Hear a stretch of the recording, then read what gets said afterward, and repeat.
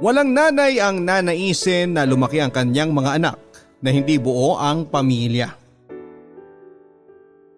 Matitiis niya ang pananakit at panluloko ng kanyang asawa para lang manatili silang buo at magkasama. Ikaw kapuso, hanggang saan ang kaya mong tiisin para lang manatili kayong buo ng iyong pamilya?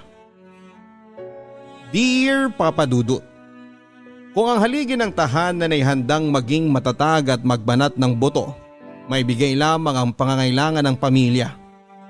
Ang ilaw naman ng tahanan ay handang gawin ang lahat ng sakripisyo at tanggapin ang sakit.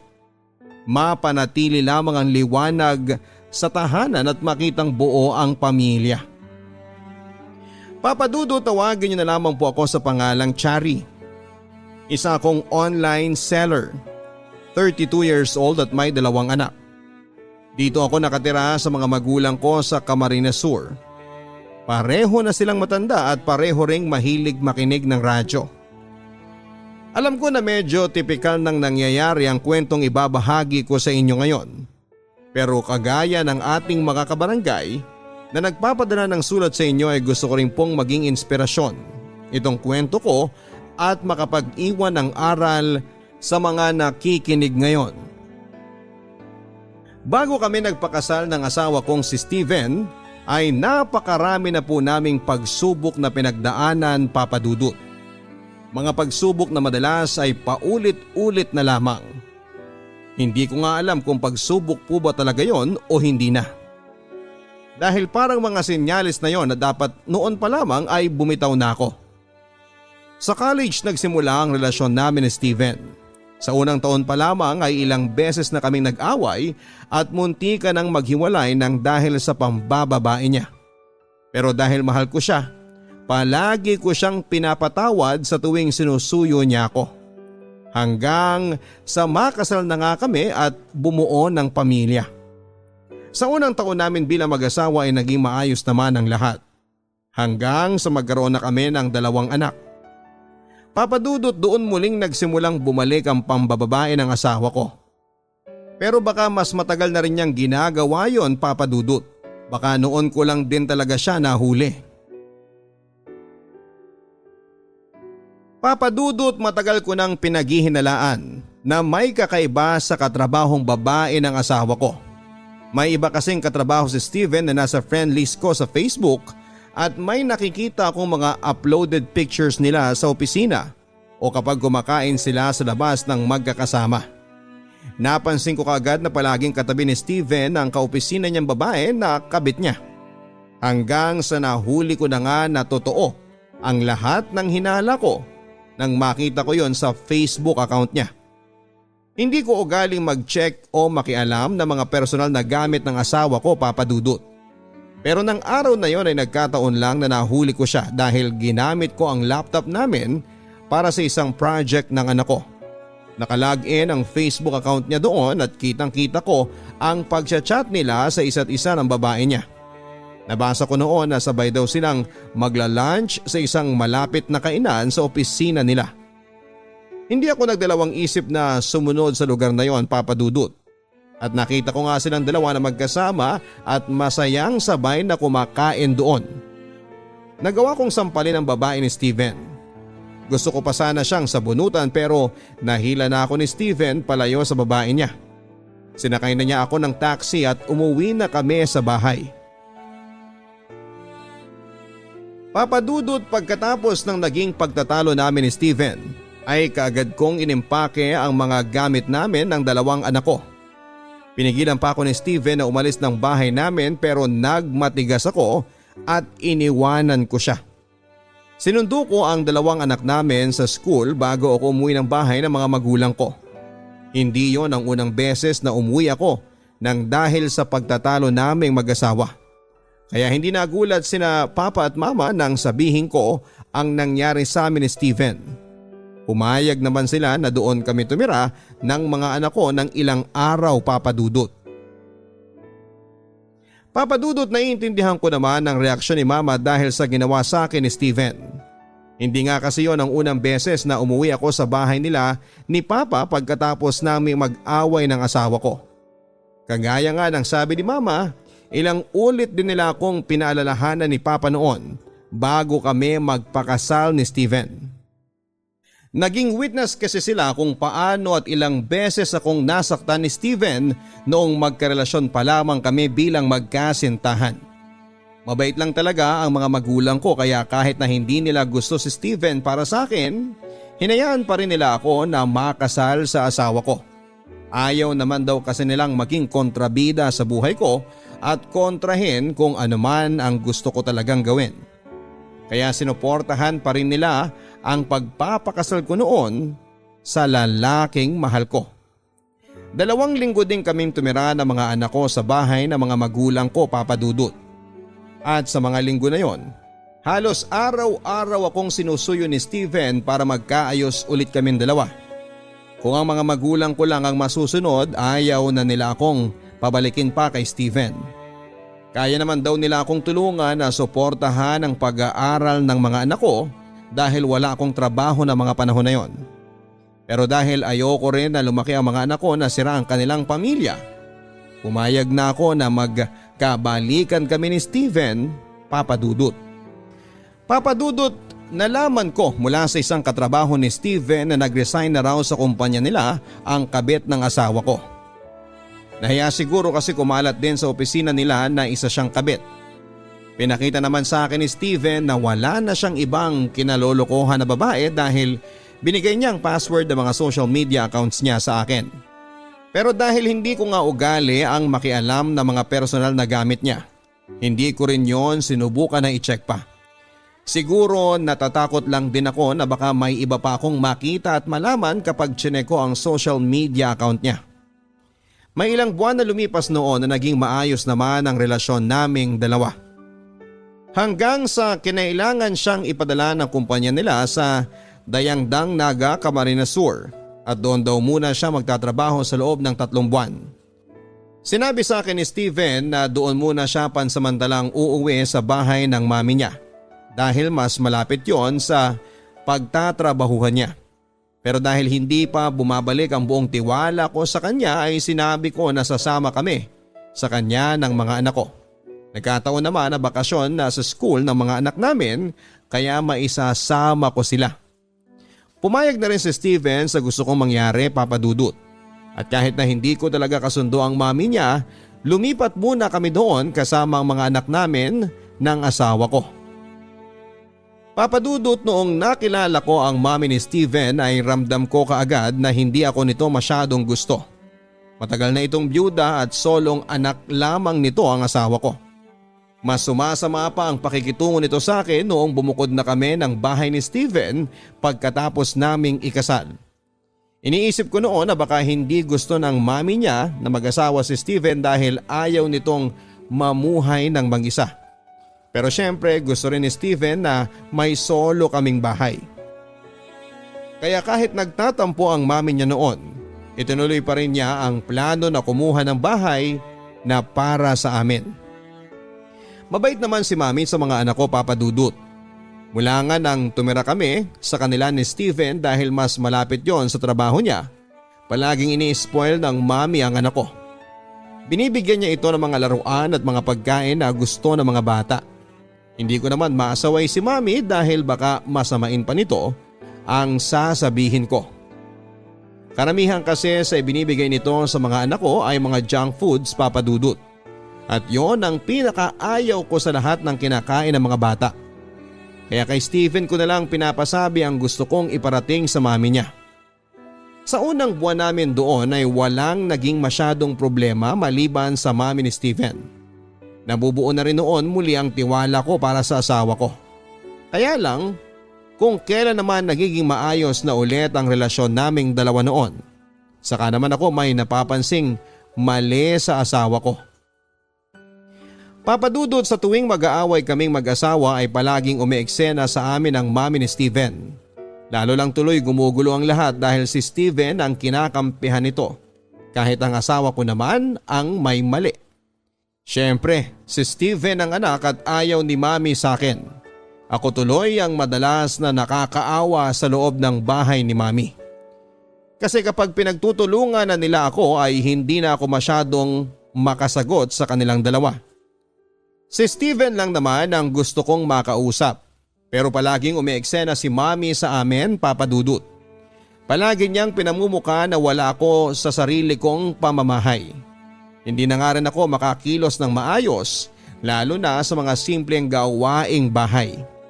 Tapos hindi ko rin makausap pa ng maayos ang asawa ko. Mabuti na lang talaga at mahaba ang pasensya ko dahil napapalampas ko ang mga buwisit na nangyayari sa bahay na yon.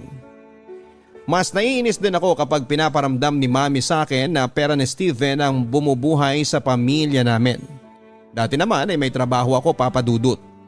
Pero mula nang ipinanganak ang bunso namin ni Steven, pinakiusapan niya ako na huminto sa pagtatrabaho at asikasuhin na lang sila ng mga anak ko. Ayaw ko talaga sanang gawin yon dahil gusto ko na may sarili pa rin akong pera. Pero dahil naging mapilit ang asawa ko sa pakiusap niya, sumunod na lang ako sa gusto niyang mangyari. Pero hindi ko inaasahan na ang pagiging housewife ko pa pala ang magiging dahilan para maliitin ako ng mami ng asawa ko, Papa Dudut. Papa Dudut, mas lumala na nga po ang away namin mag-asawa sa paglipas pa ng mga araw. Halos araw-araw na kasing umuwi ng madaling araw sa bahay si Steven. Hanggang sa nahuli ko na naman siyang may ibang babae na kinalolokohan. Hapon yon nang maisipan kong puntahan si Steven malapit sa pinagtatrabahuhan niya. Sinama ko pa ang dalawang anak ko para makapamasyal na rin kami at maiwasan ang stress na ibinibigay ni Mami sa akin sa bahay. Nabanggit ni Steven ang address noon ng kanilang opisina. Kaya nagstay kami ng mga bata sa malapit na kainan doon. Ang hindi ko inaasahan, ang panganay ko pang anak na 11 years old ang makakakita kay Steven na may kaakbay na isang babae habang naglalakad. Hindi ko sila sinugod, Papa Dudut, at sobrang pinigilan ko ang sarili ko na gumawa ng gulo dahil na rin kasama ko ang mga anak ko ng oras na yon. Pero malakas kong sinigaw ang pangalan ng babaero kong asawa para makuha ang atensyon nila ng babae niya. At nang lumingon sila sa amin at makita ako ni Steven, kagad na ako naglakad palayo at sumakay na kami ng tricycle ng mga anak ko. Umuwi kami sa bahay ng mga anak ko, Papa Dudut. Mabilis kong inimpake ang mga gamit namin habang si Mami ay paulit-ulit na nagtatanong kung bakit daw ba kami aalis. Sinabi ko na nahuli ko na naman si Steven na may ibang kinakalokohang babae. Sinabi pa ni Mami na baka kaibigan o kaopisina lang daw yon ni Steven. Sinabi niya rin na kung aalis daw ako ay iwan ko raw sa kanya ang mga bata. Siyempre hindi ako pumayag, Papa Dudut. At tumuloy na kaming umalis ng mga anak ko at dumiretso kami sa bahay ng mga magulang ko. Papa Dudut, sa kabila ng pagbabanta sa akin ni Papa ay nakipagbalikan pa rin ako kay Steven. Wala Mahal ko talaga siya at ayokong masira ang pamilya namin. Kaya nagpadala akong muli sa pagsuyo na ginawa niya sa akin. At nang dahil doon, Papa Dudut, ay sobrang nagalit ang mga magulang ko sa akin. Kaya nang gabi ring yun ay umalis kami ng bahay ni Steven kasama ang mga anak ko. Pero doon na po kami umuwi sa sarili naming bahay. Nang magkausap kaming mag-asawa ay sinabi ko na ayoko nang tumira sa bahay ng mami niya. At kung gusto niyang magkaayos kaming pamilya, mag-uuwian na lamang siya sa trabaho at sa bahay namin araw-araw. Pumayag si Steven sa gusto kong mangyari. Naniwala na rin ako sa sinabi niya na hiniwalayan na niya ang babae niya na nagtatrabaho malapit sa building nila. Gusto pa sana niyang ipakiusap sa akin sa tawag ang babae para mas mapaniwala ako na wala na silang relasyon. Pero ako na ang umayaw dahil baka mamura ko lang ang haliparot na yon kapag nakausap ko siya. Mas maaga na rin umaalis ng bahay si Steven at medyo late nang nakakauwi dahil mas matagal ang biyahe niya. Kagaya ng usapan namin ay nagte-text siya sa akin kada 2 oras kapag hindi kami magkasama. Sinasabi niya kung nasaan siya, ano ang ginagawa niya o kung sino ang kasama niya. Madalas din ay sinasabihan ko siya ng magpadala ng litrato sa akin para mapatunayan na wala siyang kasama na ibang babae. Papa Dudut, alam ko na minsan ay sumosobra na talaga ang paghihigpit ko sa asawa ko. Pero hindi niyo naman po siguro masisisi ako, lalo na at ilang beses ko na siyang nahuli na niloloko ako. At halos gabi-gabi ko talagang ipinagdarasal noon na sana hindi ko na siya ulit mahuli pa. Sana hindi na ulit ako lokohin ng asawa ko, Papa Dudut. Papa Dudut, yun po ang unang pagkakataon na nasaktan ako ng pisikal ni Steven. Pero para sa akin ay sapat na yon na dahilan para tuluyang ko nang isuko ang lahat sa aming dalawa. Actually, alam ko naman na dapat ay matagal ko nang isinuko ang relasyon naming dalawa dahil ako na lang ang nag-i-effort na maayos ang lahat. Sapat ng dahilan, yung paulit-ulit na pananakit niya sa akin emotionally and mentally para sumuko na ako. At ayoko nang hintayin na pati ako ay mawala na ng respeto para sa sarili ko. Kagaya ng paulit-ulit kong ginagawa sa tuwing mahuhuli ko ang mister ko na may ibang babae, Papa Dudut, inimpake ko na ang mga importanteng gamit namin ng mga anak ko. Hindi na nga ako masyadong nahirapan na gawin yon dahil alam ko na kung ano ang mga dapat dalhin at iwanan na gamit. Medyo malalim na rin ang gabi noon kaya naman tinawagan ko ang isang pinsan ko at nagpasundo ako sa bahay namin. Si Steven naman ay nakasunod sa bawat galaw ko sa loob ng bahay. Ilang beses niya akong pinakiusapan noon na itigil ang ginagawa kong pag-iimpake. Umiiyak siyang nagsorry sa akin at nagmamakaawa na huwag na kaming umalis ng mga bata. Pero nang dumating na ang pinsan ko, ginising ko na ang mga anak namin at umiiyak akong iniwanan si Steven at ang bahay namin. Umuwi ako kina Papa at Mama, Papa Dudut, kahit alam ko na may sama pa rin sila ng loob sa akin. Sa kanila pa rin ako bumalik dahil sigurado ako na hindi naman nila ako kayang tiisin. Pinatuloy kaagad kami ni Mama sa loob ng bahay nila pero si Papa ay hindi ako kinikibo noon. Pinagpahinga ko noon ang mga bata sa kwarto, nasa kusina si Papa at nagkakape habang ako ay umiiyak na nagkukwento kay Mama kung ano ang nangyari. Nagparinig pa si Papa at sinabi niya na alam daw niya na kapag sumunod na si Steven sa bahay ay sasama na naman daw ulit ako dito pa uwi. May ilang masasakit na salita na rin na binitawan si Papa. Pero lahat yon ay tinanggap ko. Dahil alam ko na nasaktan lang naman siya para sa akin kaya niya nasabi ang mga yon. Papa Dudut, kinabukasan nga ay pumunta si Steven sa bahay namin para suyuin ako. Si Mama ang humarap sa kanya at pinigilan ko ang sarili ko na lumabas ng bahay.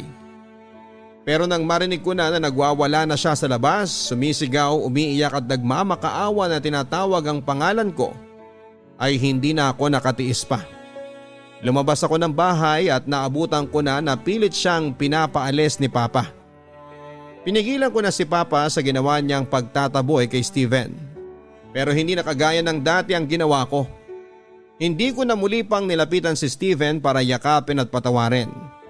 Sinabi ko sa kanya na umalis na siya ng bahay namin kung ayaw niyang mas lalo pa siyang masaktan ni Papa.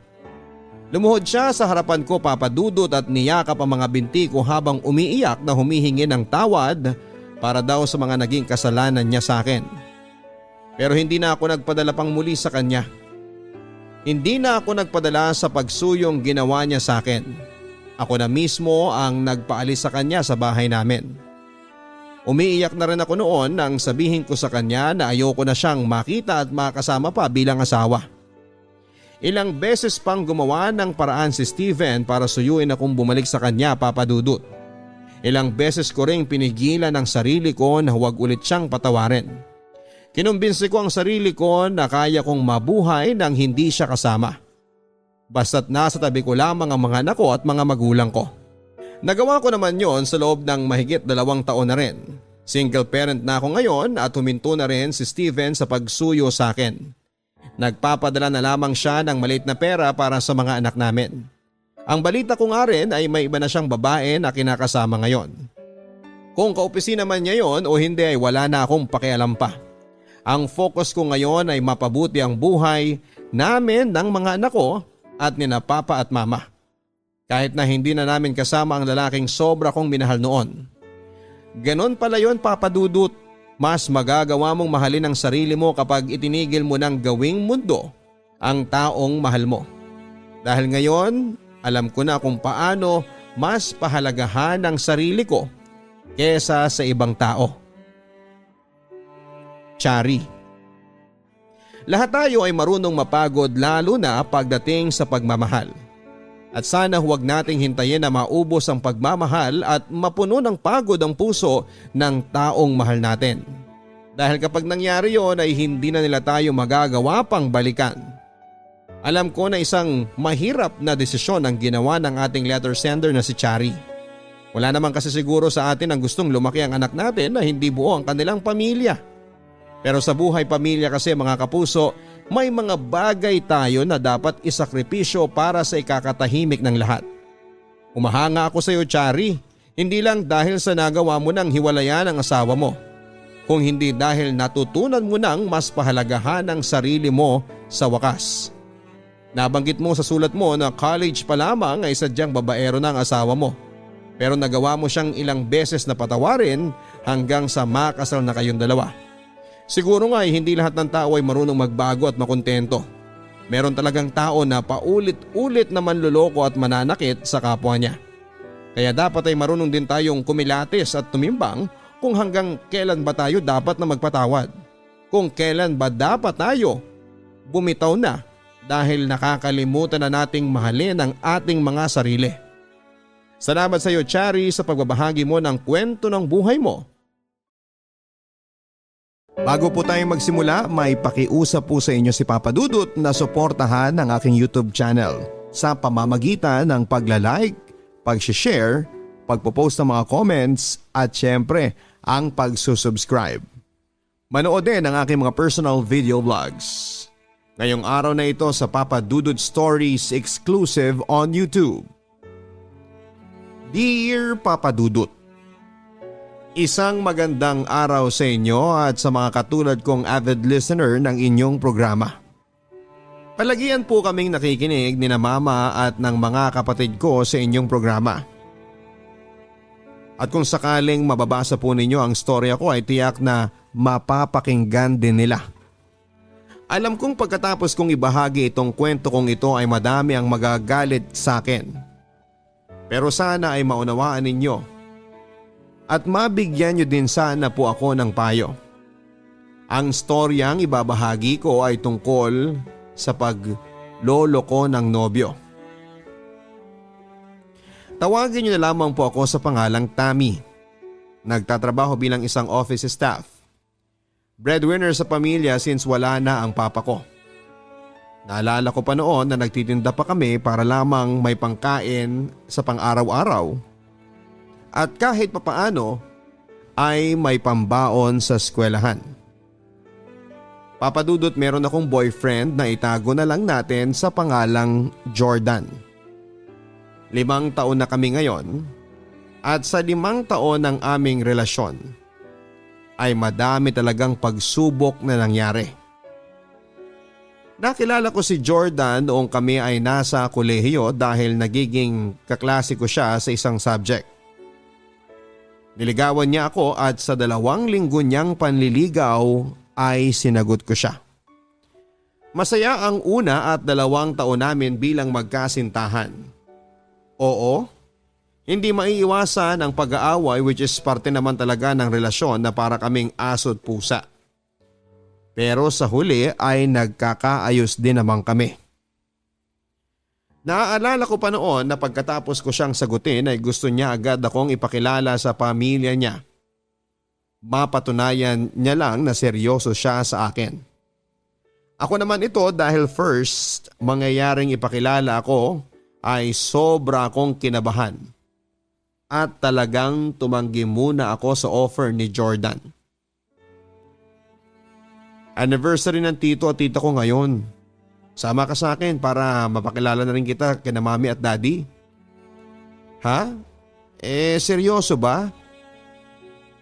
Pero hindi pa ako ready, kinakabahan ako at saka Tingnan mo, nakapang PE uniform pa ako at pawis na ako.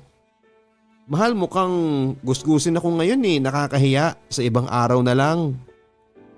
Ano ka ba, okay lang yan, at saka ayaw din ni mami ng maarte, no? Kaya wag ka nang mag-inarte.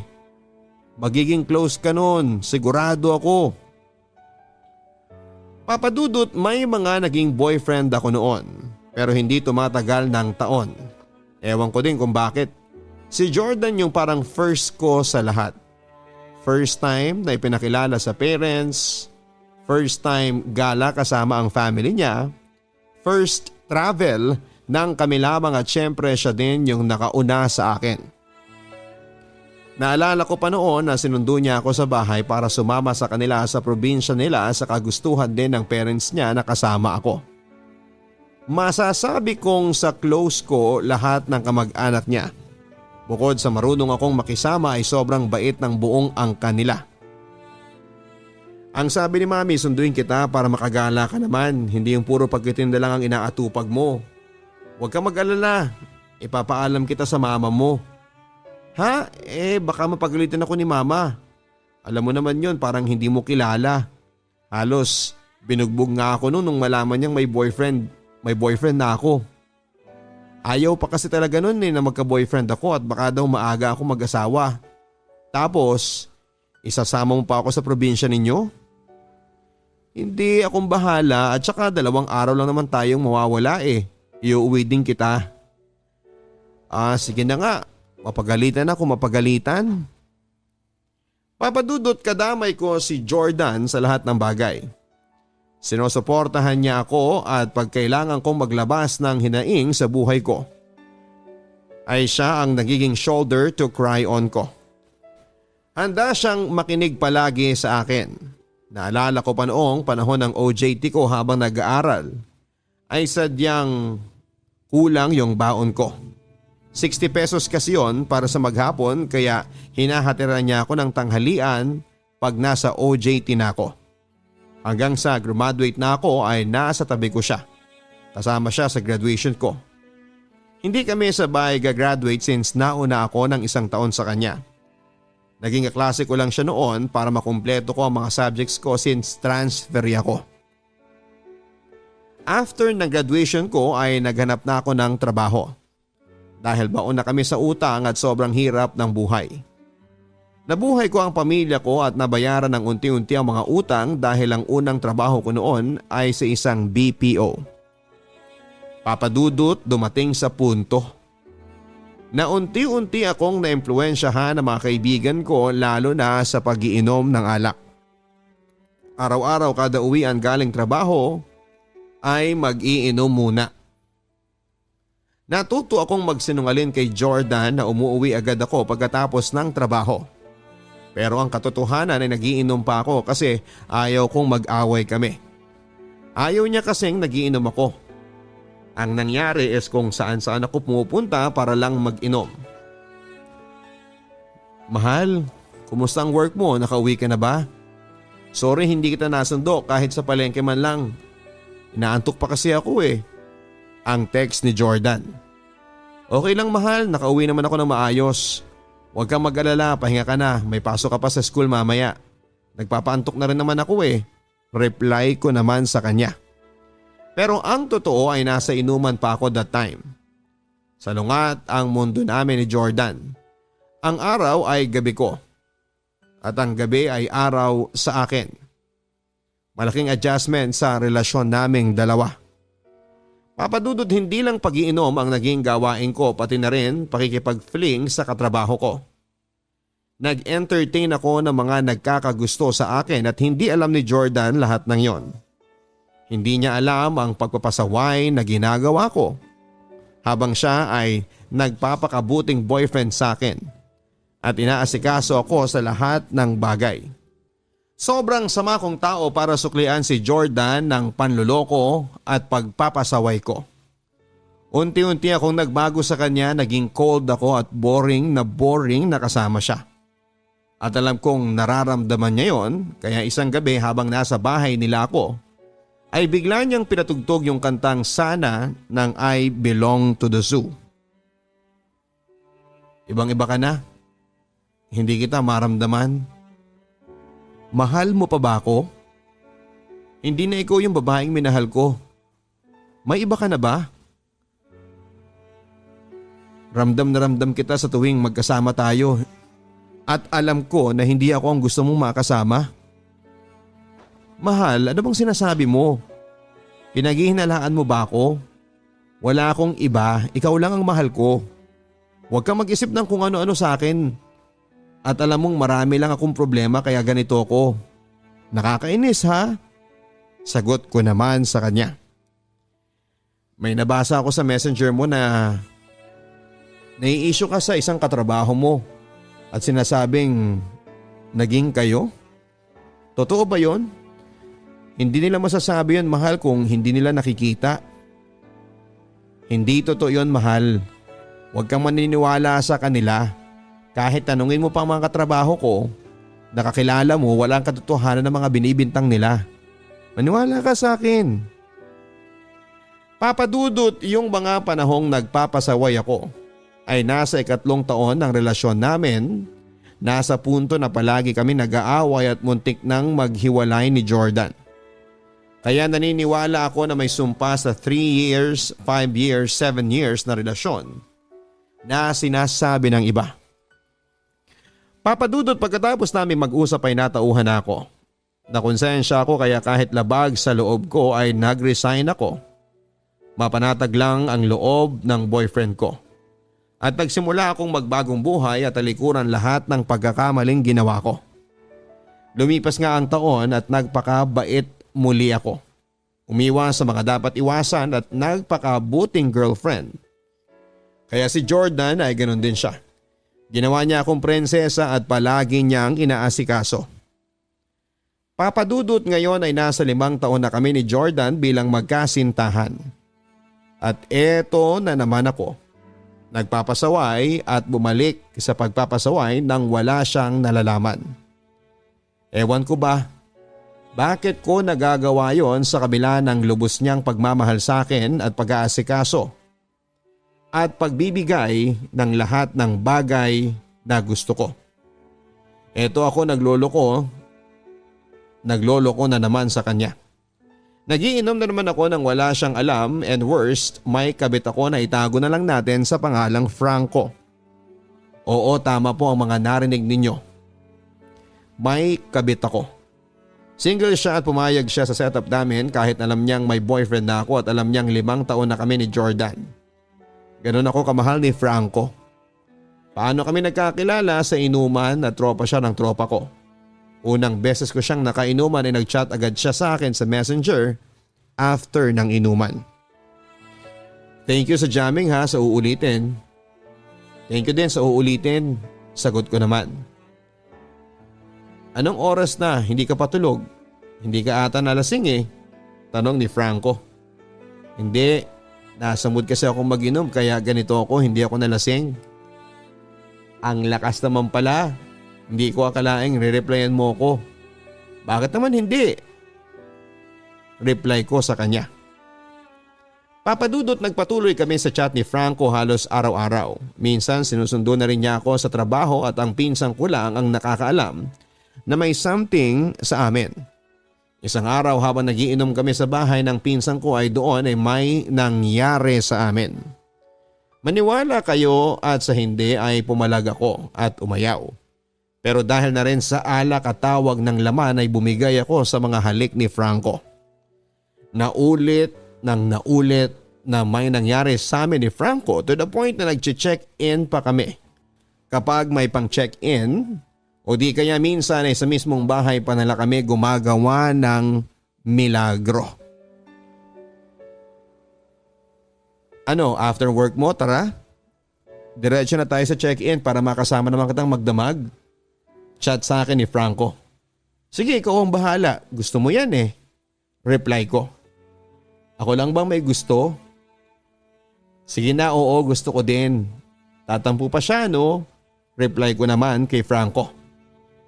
Papadudot, aminado ako na hinahanap-hanap ko si Franco, lalo na pagdating sa sex. Iba kasi siya kumpara kay Jordan.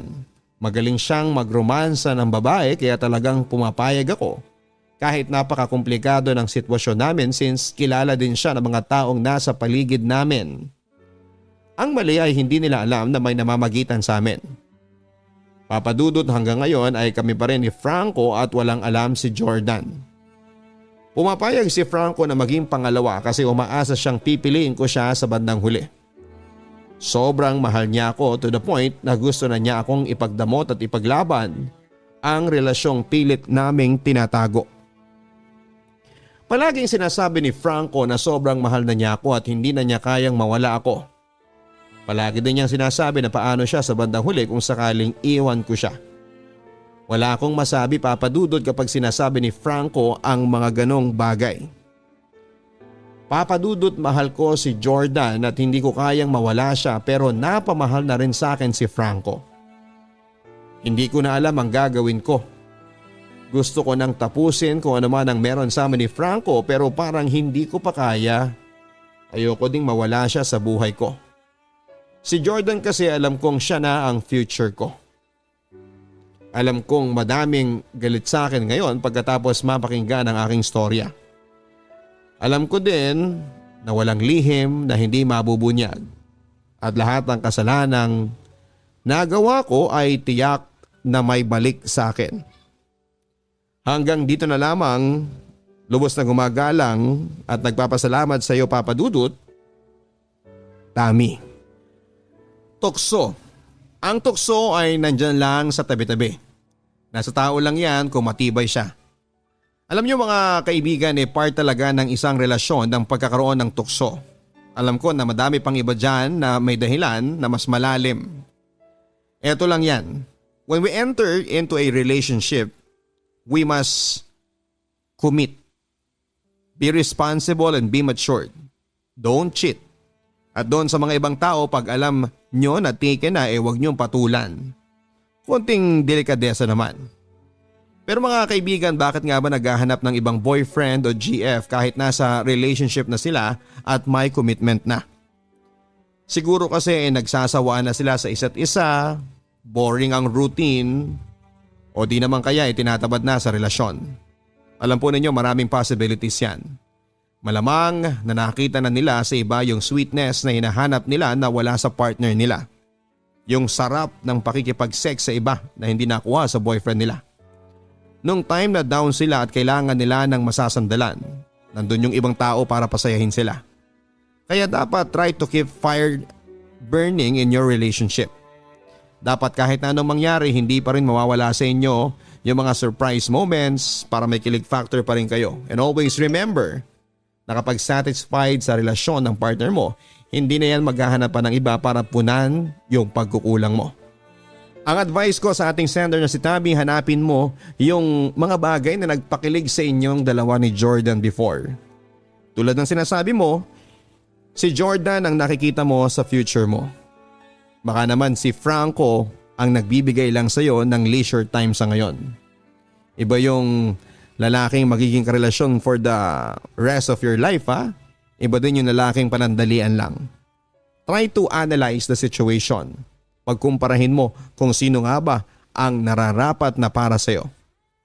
Hanggang sa muli, ako po si Papa Dudut sa online exclusive show na Papa Dudut Stories. Huwag kalimutan na pinutin ang notification bell and subscribe button. Maraming salamat po.